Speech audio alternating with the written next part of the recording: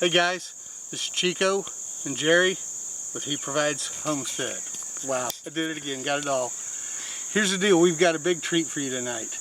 And it might not be night when you watch this, but it's starting to get a little dark here. So we're going to kind of step it up a little. We are at Phil and Mary's. You've seen Phil in our Orange County Community Garden videos. I'll link one of them right up here. He's also the building manager, or the construction manager, for Habitat for Humanity. I've probably mentioned that before. It's an organization that we support and believe in a great deal. But neither of those things are why we're here. We're here because Phil likes growing fruit trees. He has 2 orchards and he's going to show them to us. And there's apparently a bug on the lens.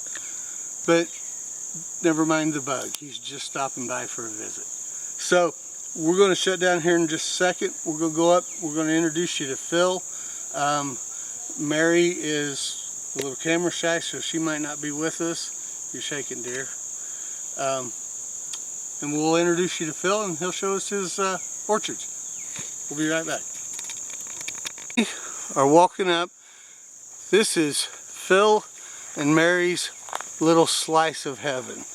I'm telling you folks, you'd be jealous. It is the end of a road out in the country, back in the woods. It's peaceful, it's quiet, except for their ducks.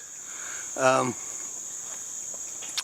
they have a duck pond right over there. So here we are.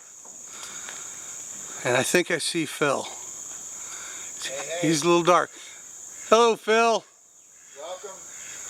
That is Phil. This is the end of the road, literally.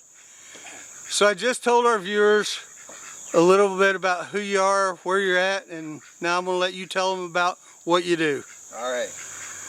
Well, I'm glad for your interest, and what I'd love to talk about is fruit, growing fruit trees. So, and that's where I get my passion. You know, they say I guess anybody's hobby to some people may seem crazy, but if it's your passion, it's what gives you joy, and that's what gives me joy. So absolutely. I have just a couple little orchards. I'll show you around, show you some of the fruit. This is end of July, so a lot of fruit.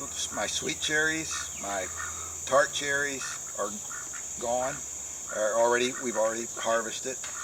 Most of my peaches, but I have one peach tree that's a late peach. A lot of apples hanging, some plums. So we'll just talk a little bit about what you can do in southern Indiana if you have a little passion for planting and growing fruit trees.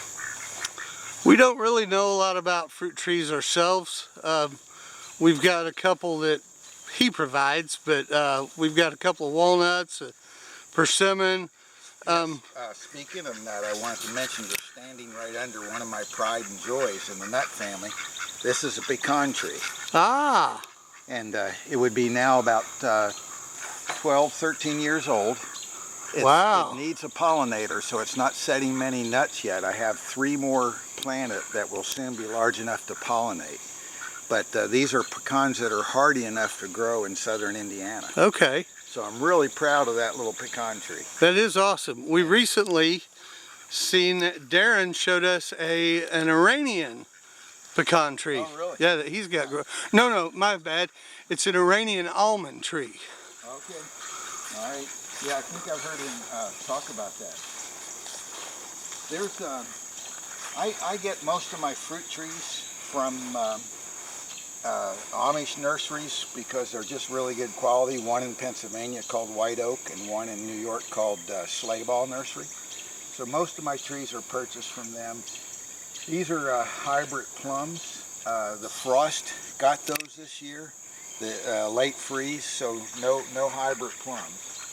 But usually this time of the year I'm picking those. This is, I don't know if we're close enough to see the apples hanging I probably need to get closer. This is this tree I just picked up at a local nursery, but it's supposedly grafted off of a bud graft off of one of the old trees that Johnny Appleseed planted. Really? That is great. And I don't know if there's any. I'm a little skeptical, but yeah, I love the story that if this is a start off of an old Johnny Appleseed apple, then I'll keep the story going. Oh, absolutely. Yeah, there's nothing like a good story. We'll come up through here.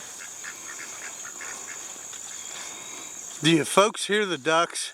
The ducks are following us around. They think they're going to get fed. This is a young tart cherry. I picked a gallon off of this. It's just starting to bear. It's what they call the European style, and so it has a little sweeter than like Mount Morency or a North Star. I just planted my strawberry bed here. These are what they call wild strawberries. You only just get about the size of your little finger. Okay. Fingernail, but they're very sweet. So I'm looking forward to jelly next year. Good. Is that some good old-fashioned horse manure in there? Yes, that's horse manure. I thought so. I don't use commercial fertilizer. I use either I'll buy some natural fertilizer, and I'll use horse manure if I can get it. I shoveled a lot of horse manure when I was a young man. The smell gave it away, didn't it? I can't. This is one of my prides, but very hard to grow, and this is becoming one of the favorite apples across the farmers market world anyway. And this is Honeycrisp. Yes. And but they tend to be disease prone. Deer love them. You can see where the deer have been nibbling all the leaves, up as far as they reach. But by next month, I'll have a fairly decent crop. But you'll see the Japanese beetles just love them, and they just strip the leaves. And I have other apple trees and no damage. So, but the taste makes it worth the trouble. Well, we discovered local Honeycrisp at Blooming Foods not too long ago. Yeah. So we've become fans. They're just it's well named, sweet and crisp. These are you can't see from my pep. This is a pepper year. I've never had. I know this is about fruit, but I've never had peppers grow this well. Well, we just left the community garden, and I said I thought this would be the year of the pepper. They call these the bullhorn style. Yeah. They're sweet like a bell, but they're just longer. Yeah. And they'll get red and yellow. I got those from Johnny's Selected Seeds. These are my seedless grapes on this arbor here. Again, pretty well riddled by Japanese beetles. But grapes are pretty hard. Japanese beetles really don't hurt the fruit. They just love the leaves. But I have two seedless varieties that are just excellent taste. This is Canadice. Okay. And then starting to get overgrown by the tomatoes is a grape called Let me show Reliance. Actually, on the lower orchard, I've got some grapes hanging. So we'll get a chance to even see some of the grapes. Okay. Everybody needs to have a butterfly bush. We have two of them. They see the swallowtail on there. Yes. Sometimes they'll just cover this. Yes. When it's we got a picture of a swallowtail on one of our sunflowers a few days ago. This is a disease-resistant variety this is a tree called Liberty, and it's just an all-purpose. It won't be ripe until September, even though it's already starting to get red. They're still on the small side. But this is a great cider. I like cider. As well as a eating tree. We tried making sauce. Some people think it's good sauce. We don't like it as well as the apple that we have, which is called Yellow Transparent, which comes from Russia. And that's already in the freezer. We picked last year off of this Yellow Transparent tree, we picked 3 bushel. It's a June. It ripens in June, so it's almost the earliest apple that I'm aware of, and it's not good eating because it's tart and sour. But this is the tree. You can see how I work to prune. I do a lot of attention to pruning. Don't just let them go up. I work at keeping the branches lateral. Yeah. And make a vase, and that allows air movement through and sunlight infiltration, which is important for fruit. Good. This is some of my this is my Concord crop. Oh, look at those. So they're just starting to get blue. It'll be probably the end of August. Now, great cherry or great jelly. Oh, great. Well, they're the standby for juice. Yeah. But jelly too. Yeah. It's Concord, I'd say, is still your standby, and it's easier to grow than the seedless. I've had trouble with black rot on seedless, and these Concord just seem to be much more resistant. There'll be some years that I get black rot, but other years are just great. Nothing to worry about. Show you my. This is another tart cherry tree called Danube. Again, it's empty because it's already been picked, but need it to come in late May. Okay. That's the neat thing about doing different kinds of fruit and different bearing. Like I have peaches. I have an early tree that comes in the end of June, and then Red Haven comes the end of end of May, I should say. And then Red Haven comes the end of June, and then I have a tree you'll see down here that comes at the end of July. So I have a 60-day spread. That's awesome. Of peaches if you plant varieties according to when they bear. And that's true with cherries too. This is my it's not electric. It's just to kind of keep the deer. I do have an electric fence around the orchard here, just enough to kind of keep them from, but they still come in, but it helps just to keep them on the outside. Keeps them on their toes. This is wow, look at this. This is my only plum this year since the others froze. Look at this, guys. This is I don't know if you can see them up there. It's not too dark, is it? If you're looking up against the light, but this is called a Stanley. This is a European plum. A Stanley European plum. Stanley is the name of it. It has a yellow-green flesh. No kidding. May I try one? They're almost, yeah, I was going to say that they should be a little softer, but yeah, squeeze, try to find a soft one. Softer, but they probably need a week or two, but help yourself. That one just fell off, so that's it. All right, guys. That's good. If it's starting, go ahead, sis. Here's I'll just share this one with her. Here's the Stanley plum, guys. They call these prune plums because I think, you see the shape. I think they may be the kind. I don't know what prunes are made out of, but I think it may be this kind of plum.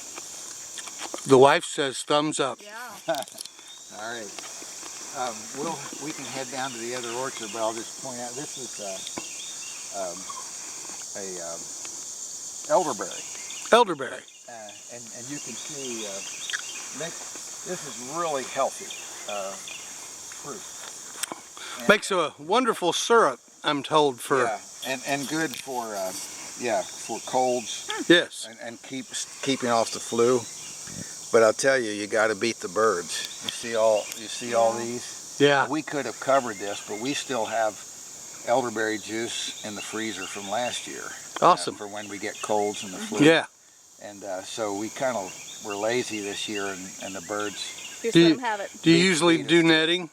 Yes, this is very easy to net. I have several nets. I can show you I have one net in the lower orchard. I'll show you what I used to keep birds off. And I could have netted this tree, we just didn't get around to it. Okay. All right, but guys. You have to fight birds with fruit. Yeah. We were blessed this year with our black raspberries. We have netting for our black raspberries, but the birds just Oh, Didn't seem interested this year. really? Yeah. I didn't have to net them. No, and we harvested every day for like 3 weeks. Let's go around this way since you raised that. I forgot to show you I have a new variety. Oh, good. People always, and I've always thought of black raspberries as a June plant.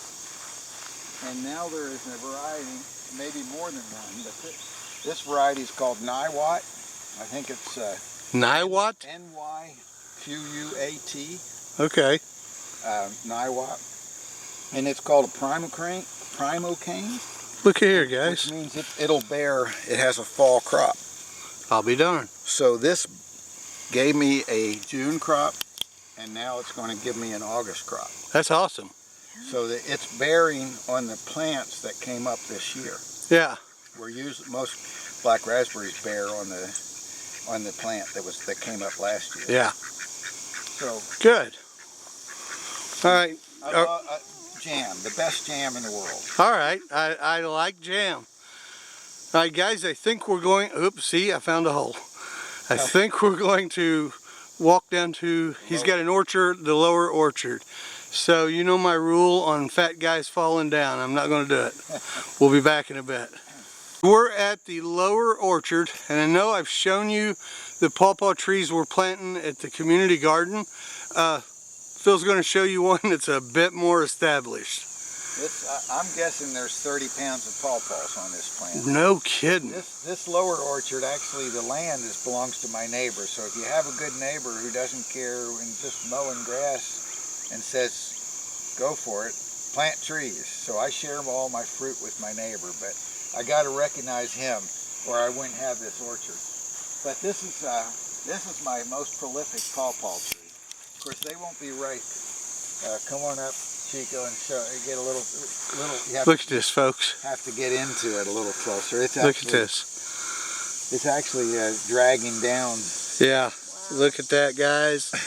That's awesome. Some of them get close to twice that size. They won't be ripe until September, mid to end of September. And they're way up there too. I don't know if you can see them up through here, but almost every branch has a pawpaw. And let me show them this cluster right here. Yeah, sure.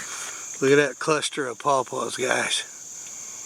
I've told our viewers in the past that when I was a kid, I would go hunting with my grandfather, and he would find these trees and we would eat pawpaws, or he'd bring them home.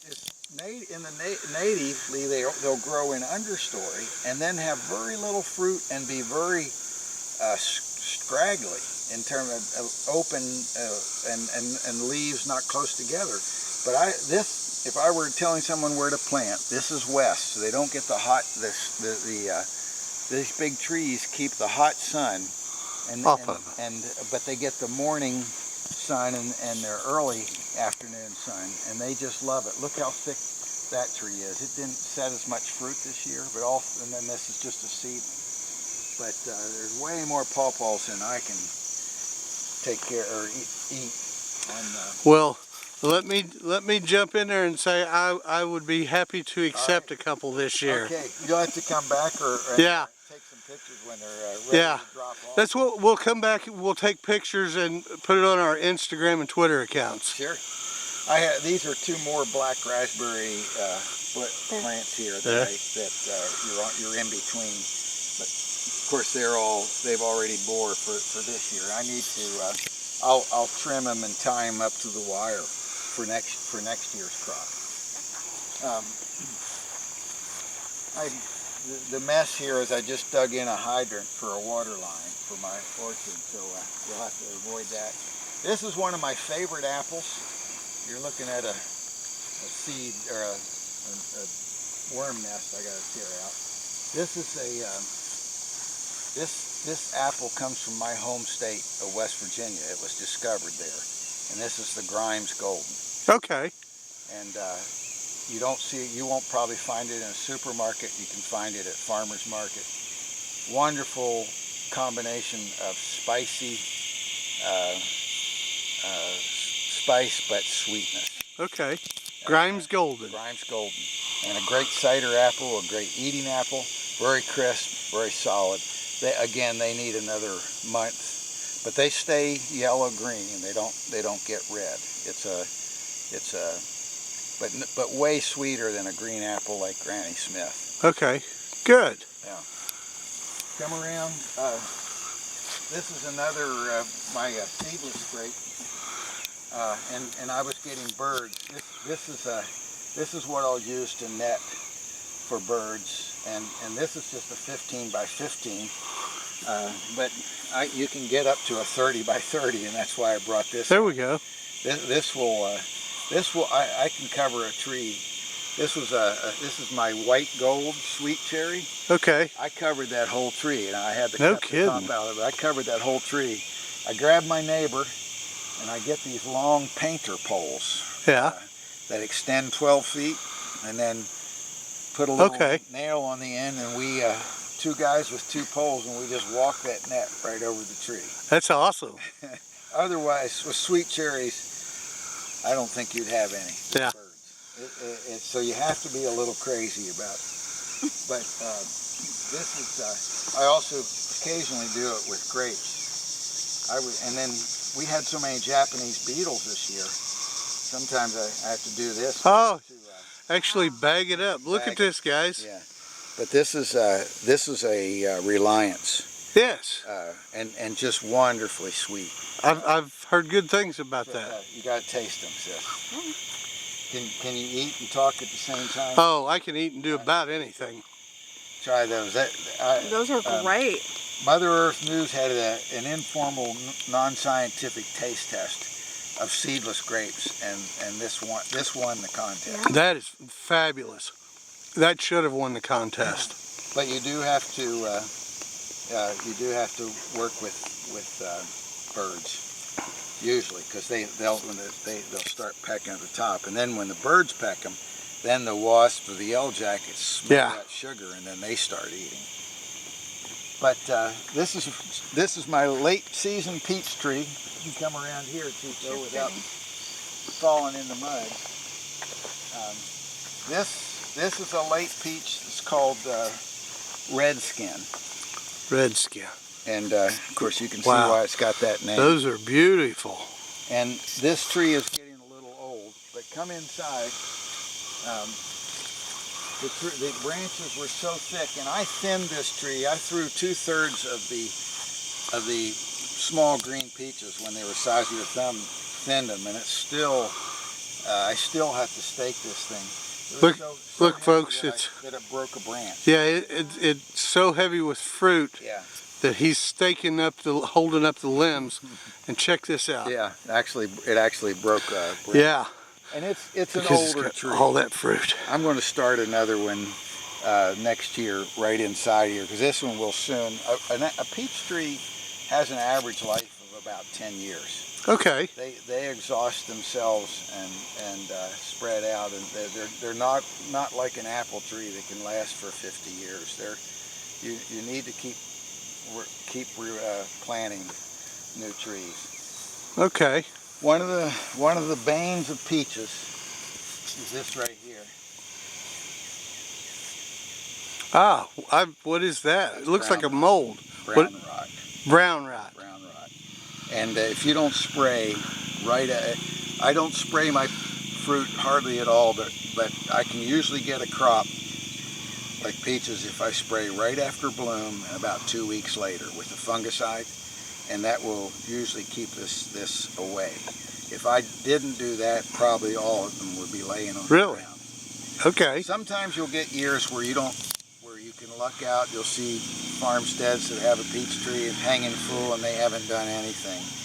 But generally, I've found that brown rot will take over if you don't. And will it spread? Well, if I leave that in the tree and it's touching another peach, it'll spread from peach to peach. Yeah. But usually it finds a way in from an insect bite. Yeah. Or hail damage. Okay. Or something that broke the skin. If the skin isn't broke, then brown rot has a harder time. Like here you can see, here would be a bird peck. Ah, So I see. A bird pecked that, and then the brown rot. Takes over. So there's a lot on the ground I've had more brown rot this year than I usually do.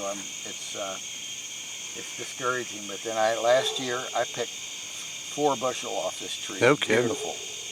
This year I won't quite get as much, but I probably have close to that till you get it in there. And now, Mary preserves the majority of the fruit you harvest, correct? We freeze. We slice these. Sometimes we'll just leave the skins on and freeze. We love to freeze them. Okay. That's our favorite way. And then they come out. We'll put a little sugar on them before we put them in the freezer, and then just take them out and makes great fruit bowls or mixed fruit. Okay. Yeah. Yeah. See, I had to. This is so weighted down. I had to prop it up with my step ladder. See there, folks. Country boy can survive. That's right. That's right. This was all you can see is the peach tree now, but this was my early one. It's called a PF1, named after the guy who developed it, Paul Friday. But this peach is 60 days ahead of this peach. Really? So we were picking in late May on these. That's awesome. And had a wonderful crop. What I like about the early peach is that it can beat some of the bugs and some of the diseases. Yeah. Too. But this is a disease-resistant apple tree called Enterprise. Enterprise. So this is the apple tree for our Star Trek fans. There you go. Yeah. And the reason that you'll hear the PRI is because it was developed by Purdue, Rutgers, and Illinois. I'll be darned. They have a cooperative apple development. They're always looking to develop new disease-resistant varieties. So this apple's only been around about 20 years. But it's a great all-around apple for sauce, baking, eating. But I want to show you my favorite apple.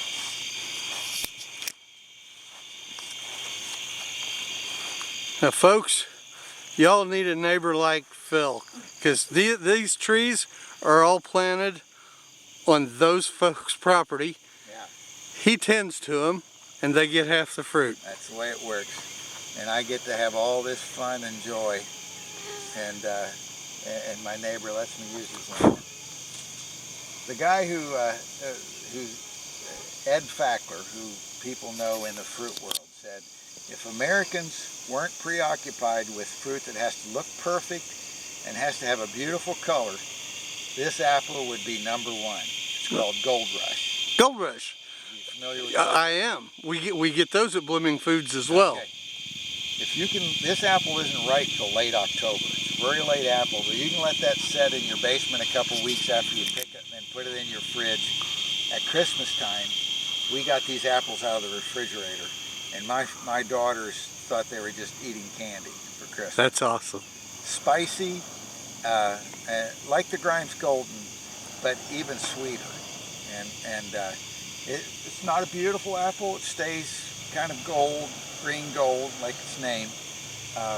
And the skin isn't beautiful. It'll get a little gnarly and rusty. A little splotchy. Splotchy, but it's very resistant to disease.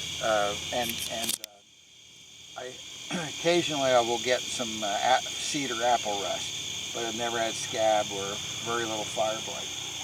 But this is, I'm planted another one of these, and I'm thinking of more. But it's a late variety, so it's a long time to wait. So you don't want to put all your plans and wait for this tree. That's why I like to have some early ones. There's another disease-resistant variety that I've already planted. I mean, picked, and the tree is down over the hill, but it's called Williams Pride. It's got that PRI in there again. Purdue, Rutgers, and Illinois, but it's a great August apple. Okay. Crisp. For an early apple, often early apples are mushy, mealy, crisp, juicy. Williams Pride, but again, I've not heard of that one. I can't show you the apples because they're already eaten. Yeah. All right, and then Is this it for this orchard? I think we're pretty well done. I do have one pear tree. My nod Let's is a pear tree. let's look at the pear tree. I'm a big pear fan. Well, you can tell I must not be because I only have one. But Is it Sabask? This is called honey sweet. Honey sweet. And it actually, I think, is in the family like the sickle. It's a lot like the sickle pear. Okay. But and I don't have a very heavy crop because I probably should have a pollinator, even though it claims to be self-pollinating. But this is a Stark Brothers cultivar. Okay. Called honey sweet, self-pollinating. Yeah, and it is a dwarf. I mean, that may not look like a dwarf to some, but that's Yeah. about as tall as it will get. And pear trees can just head to the sky. Yes. So I wanted something that would stay fairly low. And then folks, we're running out of darkness. We're going to stop here and we're going to go across the drive, and he's got a little something to show us over there, and then we'll wrap up. Okay. Yeah. We'll be right back. All right, here we are. This is his kiwi patch. This is a new experiment, so I can't show you any kiwis. But a kiwi have male and female plants, and so I bought three different kinds of female kiwis. These kiwis aren't as big as what you'll buy in the store, but they look the same. They're about the size of your thumb, fuzzy, just as sweet, and very healthy for you. And then my male plant is here, so I have 4 kiwis, 1 male and 3 females. And these are just cut-offs of hog wire that we use to make deck rail, so it's just a byproduct of my carpentry work. And so I wired them up here, and kiwis have to climb. You have to give them something to climb to, and I don't know if I've given them enough, but at least we'll see how far they go this year. But I'm hoping that I might have kiwis by next year. Good. So I thought your viewers might be interested in what's a relatively new fruit for this area. Yeah. Yeah, and we'll come back and do an update next year. Or we could, that would be great. Yeah. I was going to say, or even this fall, the one thing I didn't show you was my fig plant. Have you done figs on any other video? No. We can do that later because they're not ready to eat now, Okay. but in October. Yeah. Well, let's just plan on it. We'll come back and do an update in October. Great. All right? Keep it growing and eating fruit, folks. Absolutely. Good for you.